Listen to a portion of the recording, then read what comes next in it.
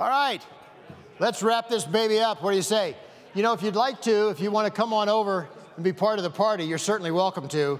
In fact, would you do that for us so we can get a little closer? Come on, come join the party. In fact, I've got some $100 bills. The first people to come over here. No, you're not going to buy that? No, I wouldn't do that either. I appreciate that. Same on the other end. If you want to kind of come this way, that would be good so we can wrap this up. I do need to mention something right off the bat. At your table, there's an evaluation sheet. And if you want, I'll help you fill that out. But be sure and fill that out before you leave. This will help them make the conference, the expo next year, even better. Here's what we're going to do. We've talked a lot about science, technology, data, diseases, insects, trade, China. We went through a lot of technology. We're going to wrap this up by ending with just a slightly bit different thing. We're going to talk about the human side of this. I want you to do something for me first. Look to the person sitting to your right. Folks, two people should not be looking at each other, okay? All right, now, we're in rows. Look to the person sitting to your left now, or wherever you didn't look before. All right, now look back at me. Now look back at me. Now, those two people that you looked at, if you know them, statistically speaking, one of them causes you stress. Now, don't tell them. That's not the point of this exercise. No. Of all the things that we talked about today, quite honestly, and you heard me say this in my opening comments, we have issues, we have problems, and there's nothing wrong with that. Because in most instances, those are byproducts of doing something well. And so if we're going to fix those problems, there is a conduit. The biggest stress that you have in your life, and none of these things we talked about today get fixed unless we address the human element. And there's a rule that I want you to get out of your vernacular, to stop using it. And this would be a great parting thought. Stop following the golden rule. It's a horrible rule. Okay, I said that for shock value. I don't mean that. My Sunday school teacher just rolled over in his grave. It's probably the best rule ever written. Do unto others as we treat them as we want to be treated ourselves. We know the golden rule. But I want you to think about what it says. Do unto others. Well, that's basically saying, I want to be treated like everybody else. That's assuming everybody is like me. How many of you think you're just like the person sitting next to you? How many of you are darn glad you're not like the person sitting? If you follow the golden rule exclusively, and I could make a long list where it's the greatest rule ever. Morality, decency, honesty, integrity, treat them the way you want to be treated. Great rule. I could also make a list just as long where it's the last thing you want to do. Resolving a conflict, fixing a problem, managing change, building a team, getting more out of your board of directors, being involved, communicating with the public. If you assume everybody's going to see everything like you're going to be wrong 3/4 of the time. And the way I came up with that number is because I have been in every one of those social style personality assessment programs that there is. There's probably some people in here that have been through them. You know what I'm talking about, the ones where they put you in a quarter or a quadrant, they give you a letter. There's a personality test now called colors. Did you know that? You know, green, gold, blue, orange. There's one called shapes. You know, you're a circle or a square or a triangle or a squiggly line. I've taken all these. You know what I found out I was? Stupid, apparently. Because when I got done, what I had was a big book. And this book is what I had to have with me whenever I talked to anybody, whenever I resolved a conflict, whenever I worked on a team event with them. I had to have the book. How many of you can carry around in your operation a book? And every time you got a conflict with a family member or a hired hand or a vendor or whoever it is, you're going to look at the book. Anybody see that as stupid? Of course you do. Let's say, for example, you, sir, what's your name? Hans. Hans. Let's suppose Hans and I have an issue. Got a big issue. But I don't know how to deal with Hans because I don't have my darn book. I don't know how to deal with him. I don't know whether I should speak loud, firm, aggressive. That's how you deal with Hans. That's the kind of person he is. Maybe not. Maybe Hans is a more gentle soul. Maybe I should speak softer. Maybe I should hug Hans.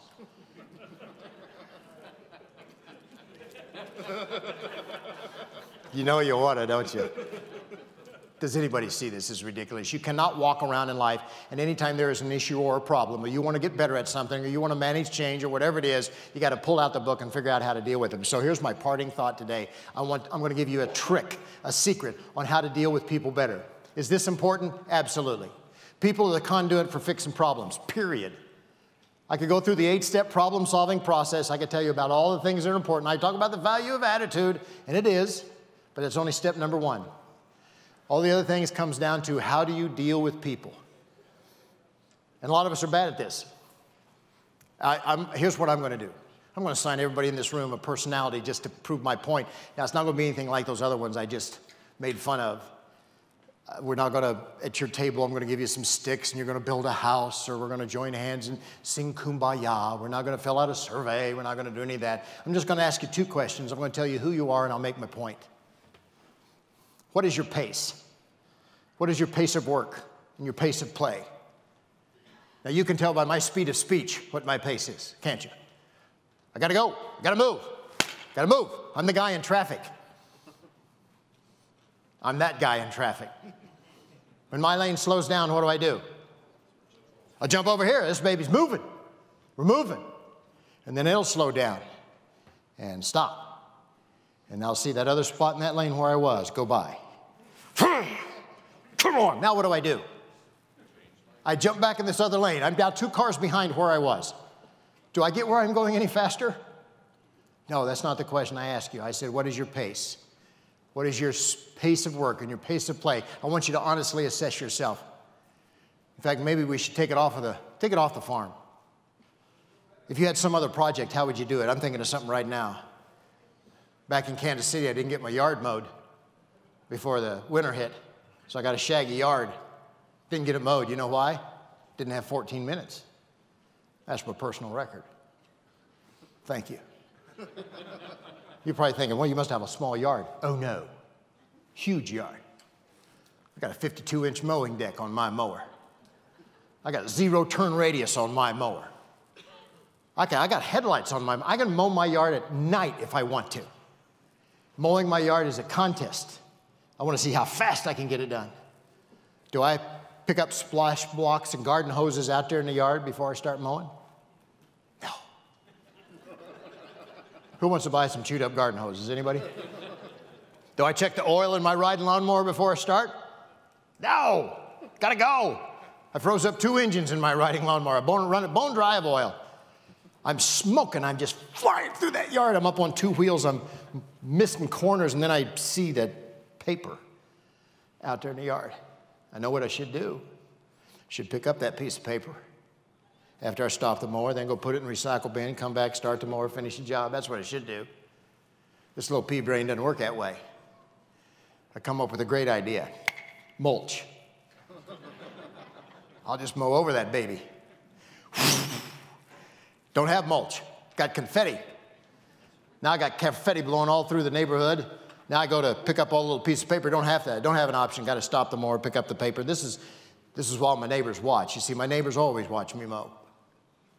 Seriously, they get a cool drink, lawn chair, showtime. I asked my neighbor Brad the other day. I said, "Why do you watch me mow, Brad?" This is what he said. He says, "Mark, we love watching you mow. It's kind of like watching a drunk chase a balloon near a cliff. Pretty sure it's going to end badly, but we just can't stop watching." I finally pick up all the little pieces of paper. I go back, start the mower. It won't start because the battery was dead. Battery was dead when I started. Should have charged it. That's going to take minimum 45 hours. I don't have that much time. So I jump-started it, but I didn't run it long enough to charge the battery, so I got a dead mower. Can you see my pace? I'm pushing this thing to the front. I'm smoking, but I don't get any done any faster than my neighbor, Brad, who's more methodical, deliberate. He knows it's exactly time to mow his yard. How's he know? He measures his grass. He measures his grass. Do I measure my grass? I throw a beer bottle out there. If I can't see it, time to mow. It's not rocket science, folks. Here's the weird thing. We get done at the same time. The reason I took a long time to kind of explain that is I don't want you to think one's better than the other. In rapid changing times, with everything that's going on in ag, and when I ask this question to people, they'll go, well, I got to be fast-paced because that's what you got to do now. There's advantages and disadvantages of both. We're going to do a quick version of this. If you are slower paced, doesn't mean you don't get things done. Just means you're more deliberate, organized. You get the number 1. If you're faster paced, more like me, gotta go, you get the number 2. You cannot be 1.5.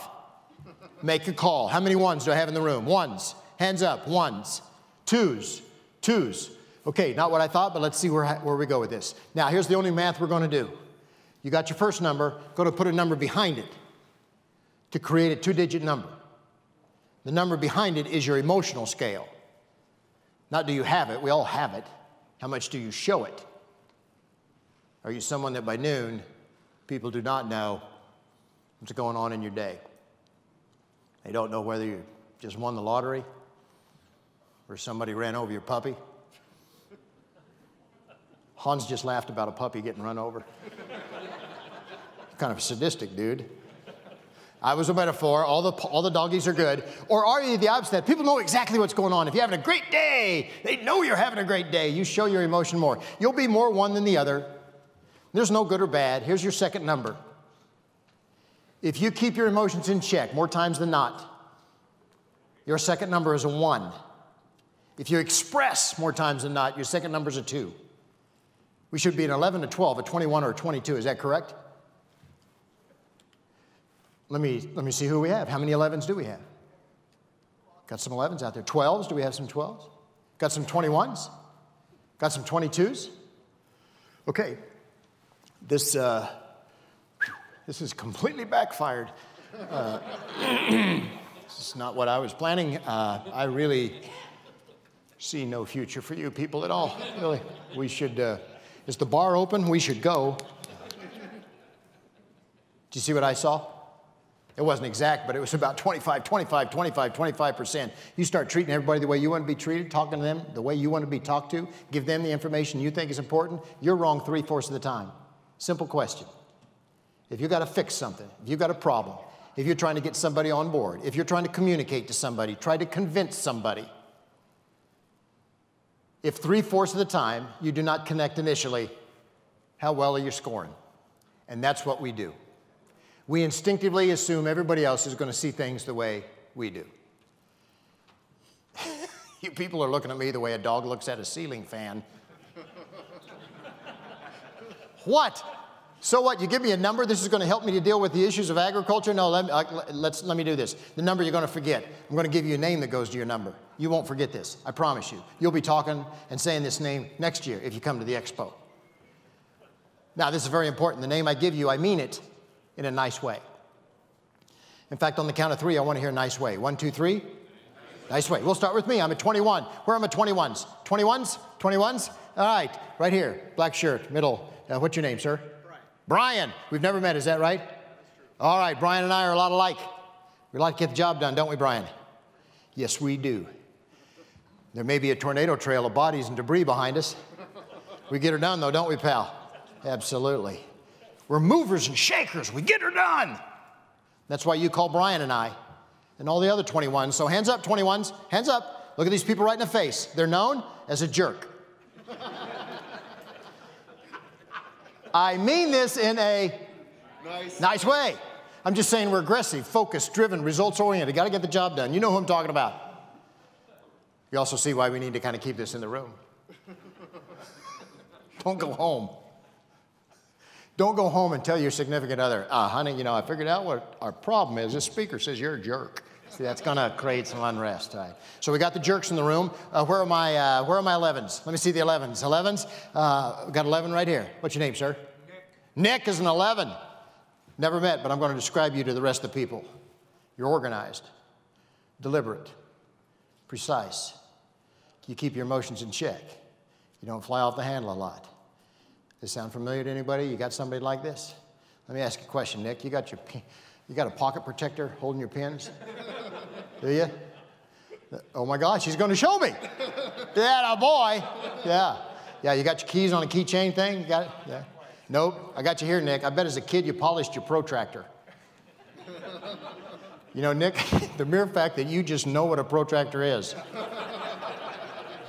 That's why we call Nick and all the 11s. 11s, hands up, 11s.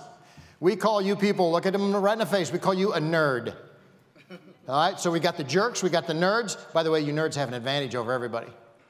In this high-tech world, you can do better.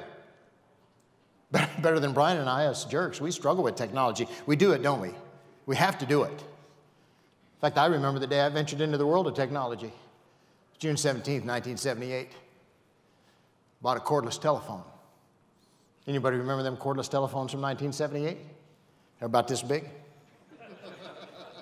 They had this feature you probably forgot too. 40-foot retractable antenna. Remember that? The phone would ring, you'd spend the first 5 minutes, and they only worked if you're this close to the base. You literally had to be right on top of it. Hey, I'm on my cordless. This is awesome. I can go way over here. Hello, hello. My neighbor convinced me when I spoke on my cordless telephone, I had to point the antenna in the direction of the party I was speaking to. I wish that was alive, folks. Hey, Bob, where are you? Why not? I really don't know where that is. All right, so we got the jerks, we got the nerds. Where are my 12s at? Where are my 12s at? Got some 12s out there? I'm looking. Oh, you're getting tentative on me. Got some 12s out there? Come on, I saw. There's a 12 right there. What's your name, sir? Dave. Dave? Yep. And we've never met, correct? I'm going to describe Dave to the rest of you.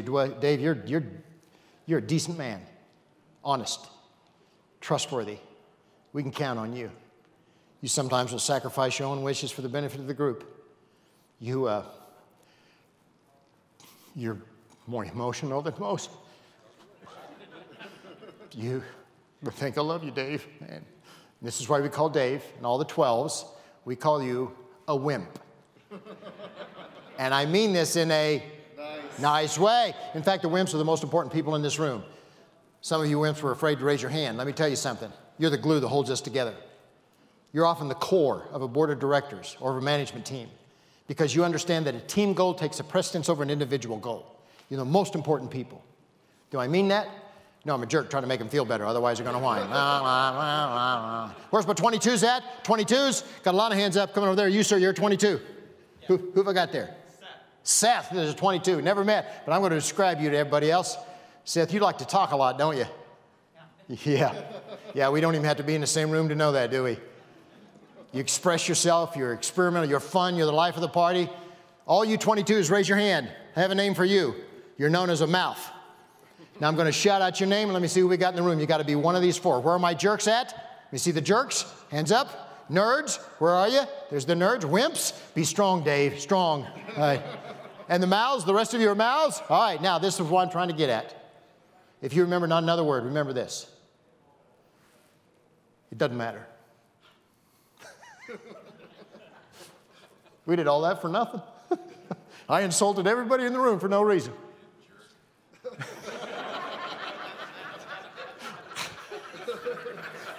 I hate it when the audience is funnier than me, I really do. It doesn't matter. We spend all this time reading these self-help books, who I am, how I feel, what's important to me. Shut up. Doesn't matter. Okay, I'm kidding a bit. Self-assessment's important. But when we're trying to work through issues, when we're trying to resolve a conflict, when we're trying to have a board of directors function as a group, when we're trying to establish teamwork, what's most important is not what you think, it's what they think, how they feel, what trips their trigger, who are they? I could be real specific and I could say, you know, is that one time, that one day, that one guy said that one thing that really made you mad? Or I could be general. Anybody. On the other end of the phone, on the other side of the desk. It's anybody you have human interaction with. We spend all this time trying to figure out what makes us tick. And the reason a lot of entities do not function, whether they're associations or family units or farm units, it's because everyone starts thinking everybody's going to see things the way they do. Common sense, absolutely, this is common sense, but it's not common practice. And there's a reason why. You're built that way. We're humans. We were built to automatically assume everybody's to see things the way we do. Now, there's not a bigger sports nut in the room, but I hate sports analogies, but I am going to give you one. I have a son-in-law who played professional baseball for 10 years. He was a pitcher. Used to love to ask him this question. He was a closer. When the game's on the line, what are you going to throw? And let's get the most extreme version. The score's tied. The bases are full. The count is 3-2. It's the bottom of the ninth inning. There's 2 outs. Wouldn't you say that's the most stressful thing ever? What are you going to do? What's that pitcher going to throw? Is he or she going to invent a new pitch? I think I'll try throwing with the other hand. By the way, that's how I look when I throw left-handed. You've seen this in Little League Baseball, girls fast pitch softball, Major League Baseball. The pitcher will shake the catcher off. Nope, nope, nope, nope, nope. Until the catcher calls the pitch that the pitcher has the most faith in, the most confidence in, the most trust in. Now let's turn this to you. Whenever you have a conflict, whenever you are under stress, this is human nature. You will fall back on what you know best. What or whom do you know best? You know yourself best, so you don't even know you do this. You got an issue, you're trying to work through a problem, you got a conflict. You know what you're going to do without thinking? Talk to them the way you want to be talked to. Give them the information you think is important. Resolve the conflict the way you think it should be resolved in your head. Wrong answer, but thank you for playing. You have to shift, you have to move, you have to flex, and you have to respect. This is going to haunt you for a while. So you're sitting there going, I can't assess everybody. Yes, you can. You're doing it right now. I bet you're thinking of somebody back home. I knew she was a jerk. I knew that. You're going to go in the grocery store, and by the way, this will haunt you. You're going to start categorizing farmers, other producers. Sure you will. You know the nerds. You ask them how harvest went. They tell you every detail. Form material, moisture content, how long it is. You ask the jerk who's just flying straight ahead, I beat them. I got to harvest up before they did. You can identify people just by their actions and their words. And by the way, even like a place like a grocery store, you can do this. You go into the grocery store, can you spot the jerk, nerd, wimp, and mouth? Sure you can. Can you spot the jerk? Can you spot me? First of all, do Brian and I go to the grocery store? Do we want to go? No. But if we must go, if we have to go, do we drive around and around trying to find the best parking stall? Or do we find first one we can find? It's the first one, isn't it, Brian? Absolutely. Okay, it's a handicap, but we ain't going to be there long, are we? Well, come on. We go racing through that front door. We grab the very first shopping cart that we can find, even if it's got the wheel from Venus. Running through the store. Do we have a shopping list? No. Because that takes what? Time. We don't have time. We're buying things that are protruding from the shelves. We check out, knock over 2 little old ladies. Well, they were in the way. Get home, put everything up, 22 minutes. Yes, personal record. Now, there are 2 of you that irritate Brian and I at the grocery store. Actually, you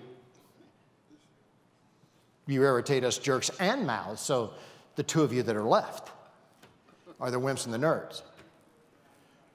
You fall into a category known as aisle blockers. We can spot you most of the time because you got shopping cart tread marks on your back. I got 3 last week, Brian. You'd have been proud of me. It was a good day. But you're aisle blockers for different reasons. First of all, the wimp is an aisle blocker because are they there shopping for themselves? No. Shopping for the family. What if the grandkids would like that? Would Betty eat that? Yeah. They want to make sure everything's just right, just perfect, so they labor over every decision. This is different than the nerd. Nerd has at least 3 things in his possession at the grocery store. What do they have? A list. A calculator. Wow. That last one was said with a hint of anger. Did you get one last? And they're the label readers, are they not? The nerds are the label readers. They got the cart sideways, blocking the aisle. Well, that's 1.4 cents per ounce. That's 1.6 cents per ounce. But it's 2 extra ounces. It's a tough call here. Of course, I'm back here going, I'll pick you one out, okay? The mouth, can we spot you? Oh, yeah, it's a social event. We don't even have to be in the store. We can see you. It's on sale. It's a violent thing. Here's the best way to do this. Shut your eyes. One final test just to make my point. Shut your eyes. I want you to imagine you're sleeping deeply at home. You have pets. Even if you don't, imagine you do. Specifically, you have cats. And at 3 o'clock in the morning, you're awakened to this noise.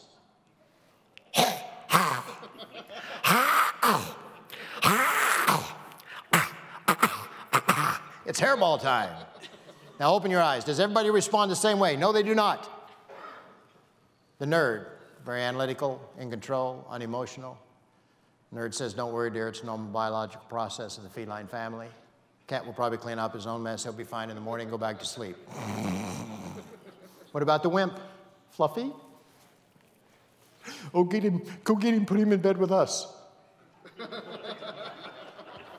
He might not be done yet, Dave. What about the mouth? Mouth lurks in the entire neighborhood. Lights are on, sirens are blaring. We're having a furball moment. We're having a furball moment. That was my wife, by the way. What about the jerk?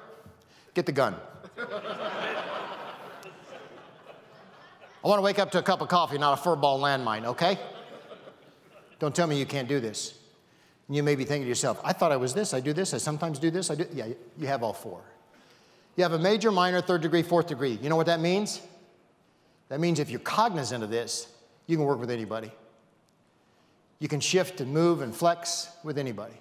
My major is a jerk. My minor is a mouth. I'm a mouthy jerk. That's a bad combination right there.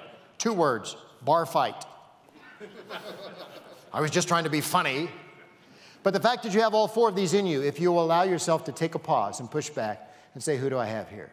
Now, if I was doing what all these other programs do, you know what we'd do? We'd get out the book. Fill out all these questions. How tall you stand, how loud you talk, how close you are, do I hug, do I not? Sensory overload. Here's what I want you to remember. People in HR departments hate me for saying this. Emulate them. Copy them. Mirror them. If you're dealing with someone that's fast-paced, cut the chase, no small talk, get to the point, guess what you better be? Fast-paced, cut the chase, no small talk, get to the point. Maybe not. Maybe you're dealing with someone that's slower-paced, more sensitive. I don't know. They want to talk about Aunt Myrtle's prostate surgery. As a listening check, I was starting to lose you. The golden rule of human relations is almost like this. It's almost like the golden rule. It's do unto others as they want to be done unto. Folks, the issues that have been identified today and the things I talked about this morning, it's not a game of solitaire. These are team events. And maybe your team is your family. Maybe it's your hired hands. Maybe it's everybody that you're producing with. Maybe it's the people in your association, and also includes your community and your school and anybody you're communicating with. You have to be flexible. You have to shift. You have to move. And I'm going to repeat something I said earlier. You got to be fun to be around. My best buddy is Sid. He's my man friend, my guy friend. I talk sports, hunting, fishing, man stuff with Sid. There's only one person I talk to more than Sid, and that's my wife, Terry. Now, I have no idea when this started, years ago. I don't know what started it. We ended every phone conversation with, love you, babe. Love you, babe. I could be at the grocery store. What kind of soup did you want? Okay. Love you, babe. Love you, babe. Except on this day and time, I'm not talking to my wife, Terry. I'm talking to my buddy, Sid. And I'll be honest, I got a little distracted, I guess. And I said, listen, I got to run. Okay, I got to run too. All right, I'll talk to you later. All right, I'll talk to you later too. All right, love you, babe. I called my man friend, babe. But baby, he didn't hear me. But then the phone rang, caller ID, it was Sid. Oh boy. Hello? Did you call me babe? Well, yeah. But I was in L.A. this week, and in L.A. everybody calls everybody babe. And they don't mean nothing by it, and I just said it. I didn't mean nothing by it, I just said it. Well, okay. I love you too. How do Sid and I end every phone conversation now? Love you, babe. Love you, babe. I'm laughing, he's laughing. I can tell when he's hanging up the phone, and this is the beautiful phenomena that occurs. I'm awake. I'm alive. I'm ready to go. I'm refreshed. Does this make the problems go away? Absolutely not. But it puts my mind in a better frame of mind to deal with the issues that I'm facing with that day. It enhances my creativity. It enhances my relationship skills. Here's one of my all-time favorite quotes. The trail is the thing, not the end of the trail. We spend all our time chasing a pot of gold at the end of the rainbow. There's no pot. But there's little bitty pots of gold all along the way. And that's all I want you to do. This is a tough journey, but we're going to get through it. I want you to keep being creative. I want you to keep lightening up and have fun.